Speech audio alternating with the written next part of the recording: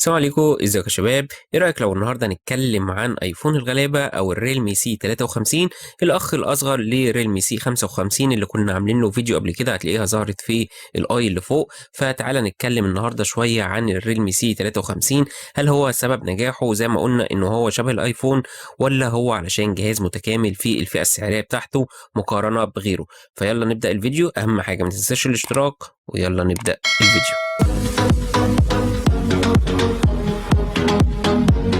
طب لو هنتكلم كده عن افضل حاجه في بالترتيب، فلازم تحط في الاعتبار سعر الجهاز. يعني اول حاجه هتشدك في الجهاز حرفيا هو شكل الجهاز، اللي هو لو ما اخدتش بالك هتقول ده ايفون بالفعل. وفي ناس بالفعل بدات تعمل تعديلات في ظهر الجهاز علشان تقرب التشابه جدا بينه وما بين الايفون. لكن المميز هنا برضو مش الشكل بس، لكن النقشه اللي موجوده في ظهر الجهاز مع تعاكس الاضاءه عليه، هتحس فعلا ان التليفون مش فئه اقتصاديه. اي نعم، الظهر والفريم كلهم جايين من البوليكربونات، وده طبيعي جدا على الفئة الاقتصادية، إلا إن الجهاز هنا ملمسه مش رديء وشكله ممتاز جدا، وده من أقوى نقط الجهاز. خليك بقى كده على نفس الكادر وتعالى لي للكاميرات. فأنت عندك كاميرا أساسية 50 ميجا بكسل، هتاخد منها صور كويسة جدا في الفئة السعرية دي.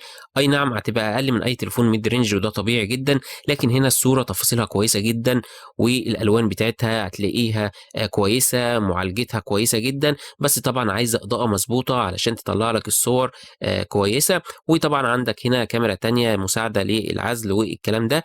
وعندك الكاميرا التالتة دي لو ركزت فيها كده مش هتلاقيها كاميرا، لكن ده فلاش. هنا ريلمي لعبتها بطريقة ذكية وبطريقة حلوة، خلت شكل التليفون شيك بصراحة.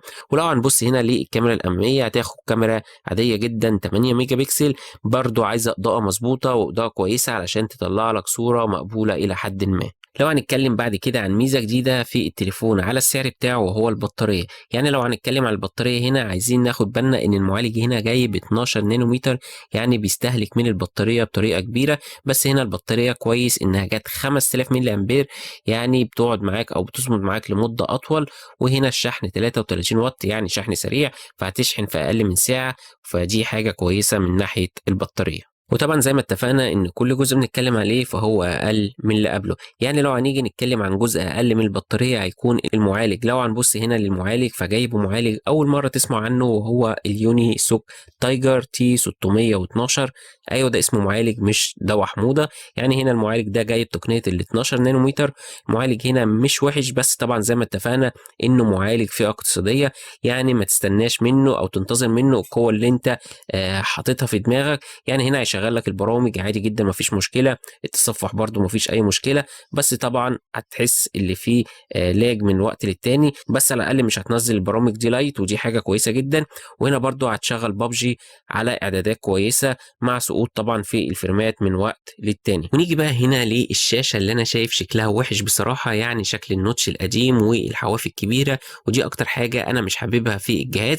لكن لو هنبص لمقاس الشاشه هنا جايه 6.7. طبعا الشاشه هنا اي بي اس ال سي دي، لكن بتردد 90 هرتز، ودي حاجه كويسه جدا. الوان الشاشه هنا متشبعه جدا، وزوايا الرؤيه ممتازه. لكن طبعا زي اي شاشه اي بي اس، اللون الاسود هتلاقيه بيقلب للون الرمادي لو بصيت من زوايا التليفون. ونقطه هنا برضو ان التليفون بيوصل ل 550 نتس في الاماكن الخارجيه، يعني تحت اشعه الشمس هتكون مركز قوي علشان تتعامل مع التليفون. طب من الاخر كده قول لي ايه المميزات. هنقول لك هنا تصميم شيك وملفت، عندك كاميرا كويسه، عندك بطاريه كبيره وشحن سريع، عندك مساحه 128 مع 6 جيجا رام. طب ايه النقط اللي ممكن تبقى ضعيفه شويه في الجهاز؟ عندك هنا السماعه مونو، عندك حواف كبيره بنوتش قديم، عندك مفيش ميكروفون اضافي للعزل. طبعا مش عايزين ننسى ان التليفون فئه اقتصاديه، يعني اكيد هيبقى في حاجات مستغنيين عنها علشان يحدد لك سعر رخيص للتليفون. وهنا بيقول لك انت عاجبك التليفون كويس، ما عجبكش ممكن تزود مبلغ عليه وتجيب السي 55. ففي النهاية ده كانت مراجعة للريلمي سي 53 المنتشر جدا في السوق. أهم حاجة ما تنساش الاشتراك، وأشوفكم الفيديو الجاي. سلام.